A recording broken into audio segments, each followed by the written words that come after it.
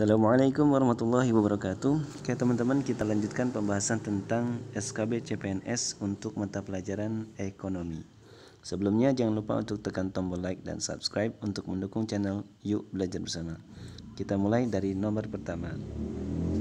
Pemerintah negara ASW menerapkan kebijakan kuota impor untuk beberapa komoditas. Kebijakan tersebut diterapkan untuk melindungi produsen dalam negeri. Dalam penerapan kebijakan kuota impor, pemerintah akan, kata kuncinya adalah kuota impor untuk melindungi produsen. Kuota impor adalah kebijakan pembatasan jumlah komoditas impor yang masuk wilayah pabean dalam negeri, di mana kebijakan ini dibuat untuk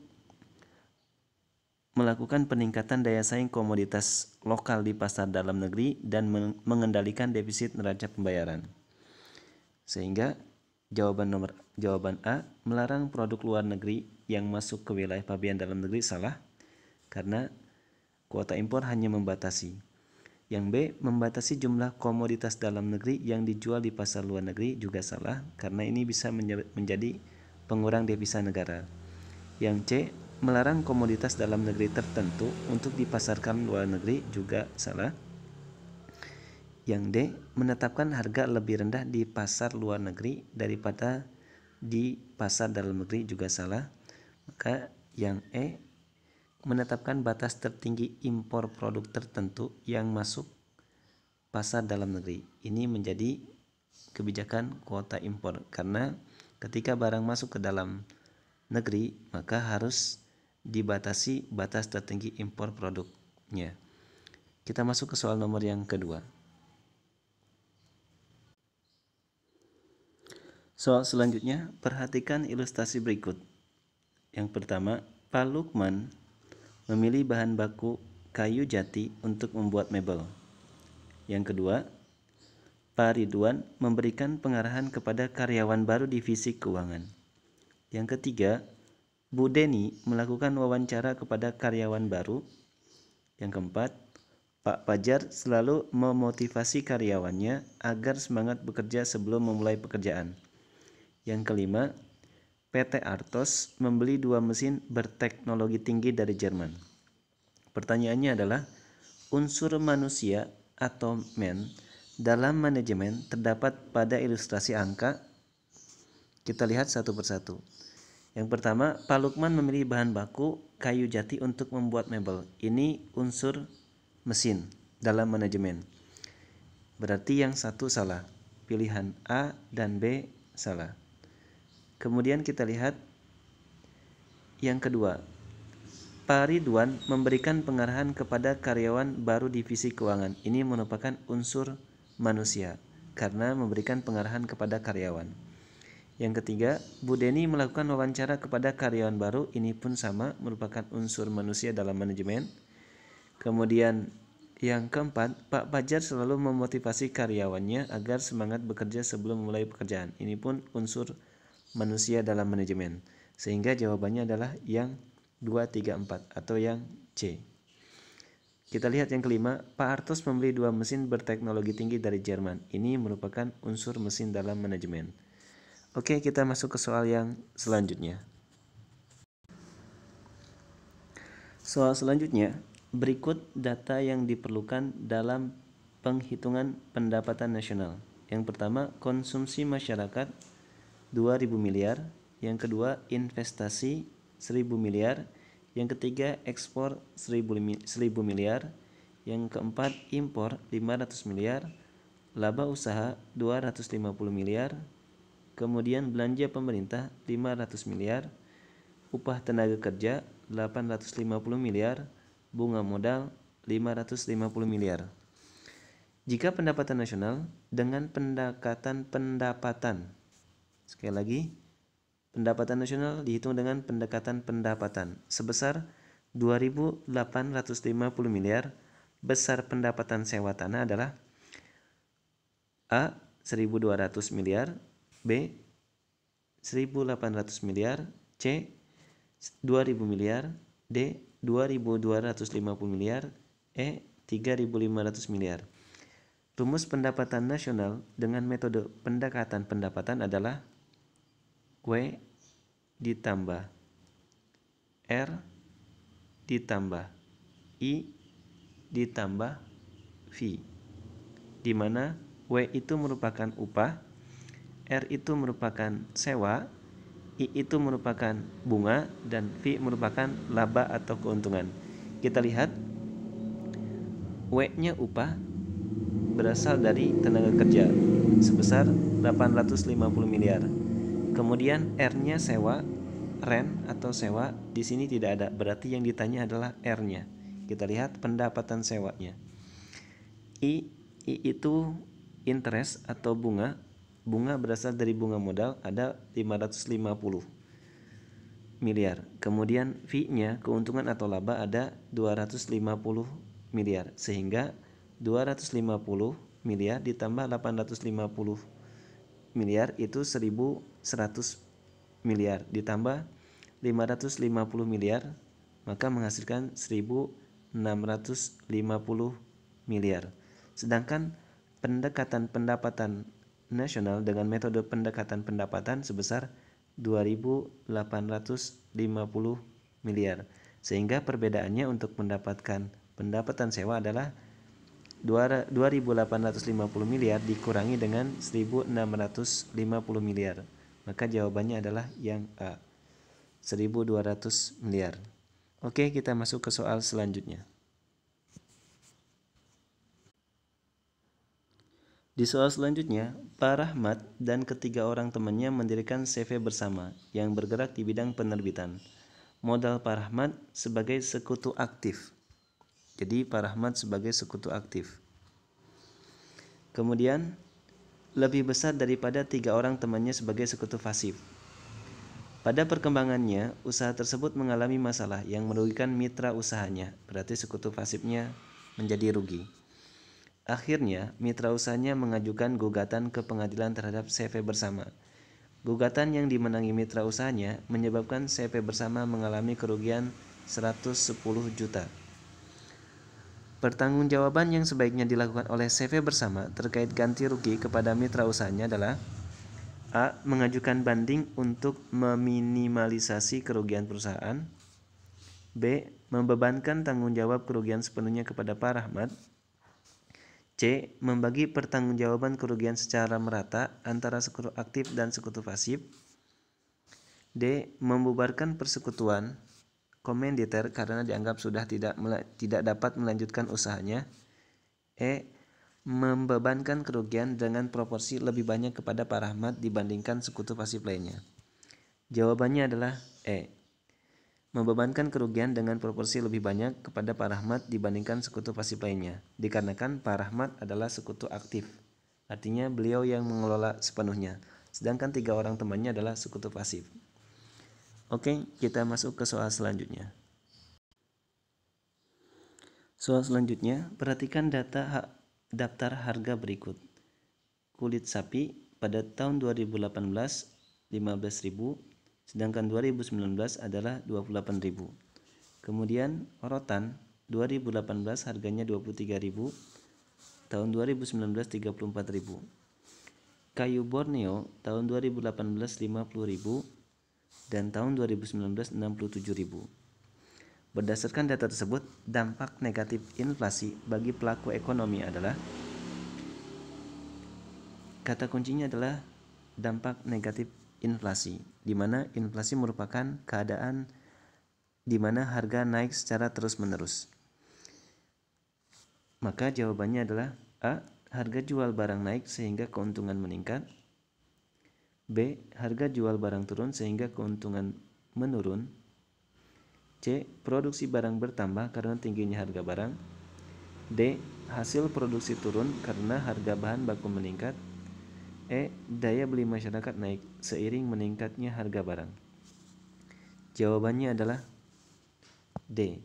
Hasil produksi turun karena harga bahan baku meningkat, di mana untuk mendapatkan rumus inflasi kita hitung dengan cara total dari harga tahun sekarang dibagi dengan total dari harga tahun sebelumnya, kemudian dikalikan 100%. Maka kita jumlahkan untuk harga tahun 2019 yaitu 28.000 ditambah 34.000 ditambah 67.000. Jawabannya adalah 129.000.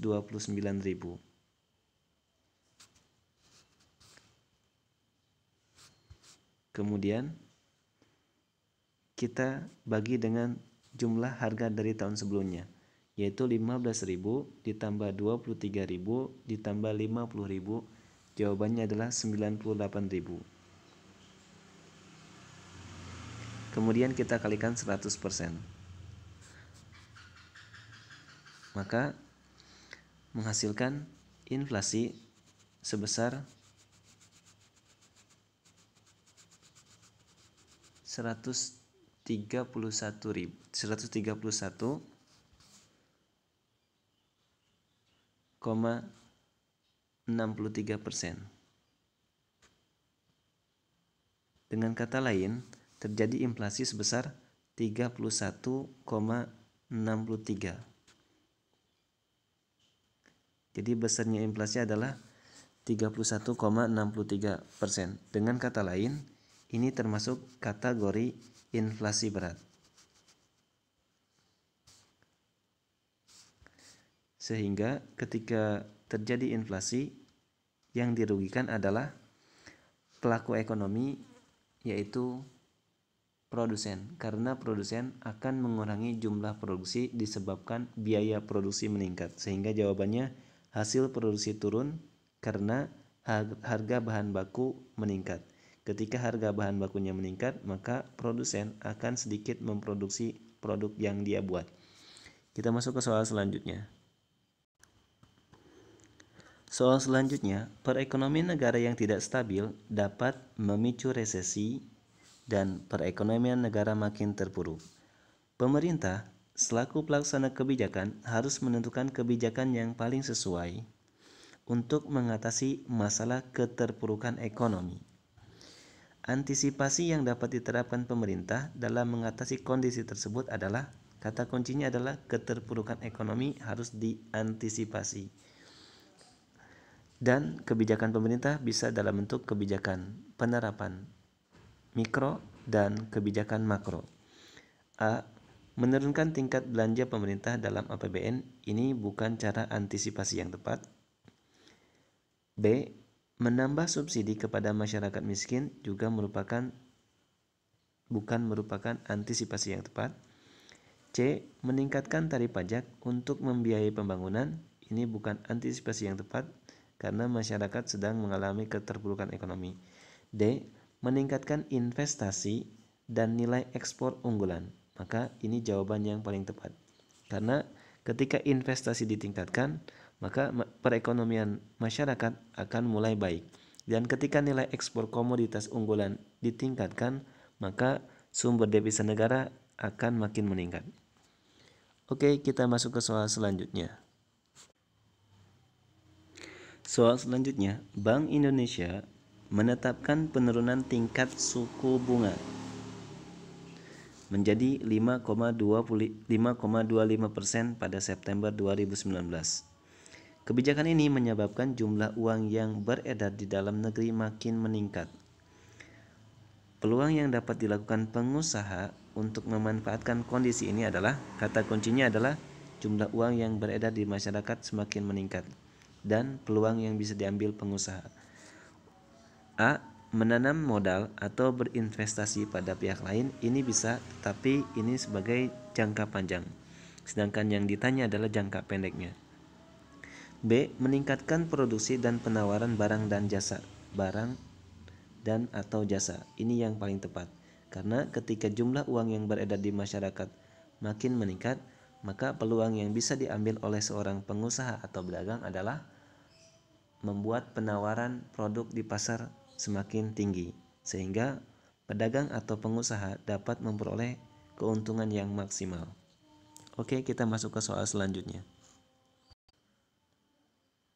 Soal selanjutnya, harga daging ayam pada November tanggal 2 2019 sebesar 30.000 per kilogram.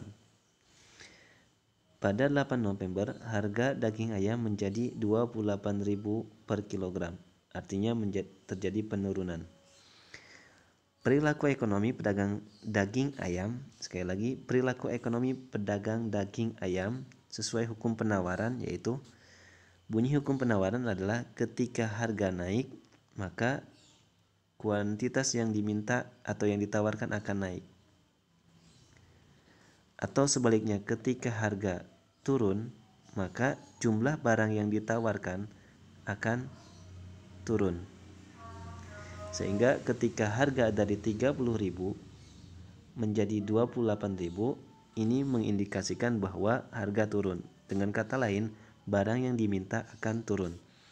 Maka jawabannya A. Menambah pasokan daging ayam agar harganya kembali naik sehingga permintaan bertambah. Ini salah. B. Mengurangi pasokan daging ayam agar harga kembali naik karena kurangnya penawaran. Nah, ini yang tepat karena ini sesuai dengan bunyi hukum penawaran. Ketika harga turun, maka barang yang ditawarkan harus turun atau dikurangi. Oke, kita masuk ke soal selanjutnya. Soal selanjutnya, jumlah uang yang beredar di negara garai mengalami penurunan dari tahun sebelumnya. Kondisi ini mendorong pemerintah menetapkan kebijakan operasi pasar terbuka untuk meningkatkan jumlah uang yang beredar. Interpretasi kebijakan operasi pasar terbuka untuk mengatasi masalah tersebut dilakukan dengan operasi pasar terbuka adalah salah satu kebijakan yang dilakukan oleh pemerintah untuk menaikkan atau menurunkan jumlah uang yang beredar di masyarakat. Ketika mengalami penurunan di mana jumlah uang yang beredar itu sedikit, maka pemerintah berusaha untuk meningkatkan jumlah uang yang beredar dengan cara A. Membeli surat berharga dari negara lain. Ini salah. Ini bisa menyebabkan jumlah uang yang beredar malah semakin sedikit. B. Membeli surat berharga milik pemerintah. Maka ini jawabannya yang B. Kenapa? Karena ketika pemerintah membeli surat berharga milik pemerintah itu sendiri yang tersebar di masyarakat, maka pemerintah akan mengeluarkan sejumlah uang kepada masyarakat. Sehingga jumlah uang yang beredar di masyarakat akan semakin banyak. Maka jawabannya adalah yang B. Soal selanjutnya, perhatikan tabel berikut. Kode X1, X2, kemudian X3, X4, X5, dan X6. Di mana kode X1 adalah melakukan pemanfaatan nilai guna, barang dan atau jasa untuk memenuhi kebutuhan. Kode X2 melakukan produksi barang dan atau jasa untuk didistribusikan kepada masyarakat. Kode X3 menetapkan dan memungut pajak atas penyediaan fasilitas umum atau barang dan jasa yang digunakan masyarakat. Kode X4 melakukan kegiatan ekspor impor faktor produksi. Kode X5 menyediakan barang dan atau jasa kebutuhan masyarakat. Kode X6 menyediakan faktor produksi seperti tenaga kerja, sumber daya modal, tanah, dan kewirausahaan. Keterkaitan antara rumah tangga konsumen (RTK) dan rumah tangga pemerintah